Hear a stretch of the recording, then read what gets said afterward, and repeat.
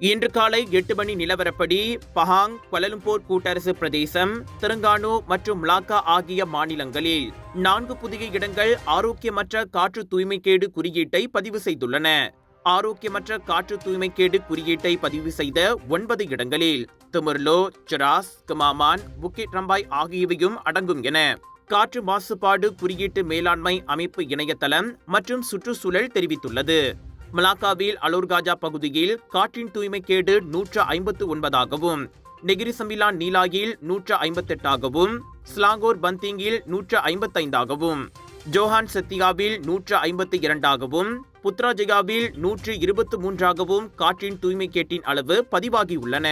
3 பகுதிகளில் காற்றின் தரம் நன்றாக இருந்தாலும் 56 பகுதிகளில் காற்றின் தரம் மிதமாக பதிவாகியுள்ளது.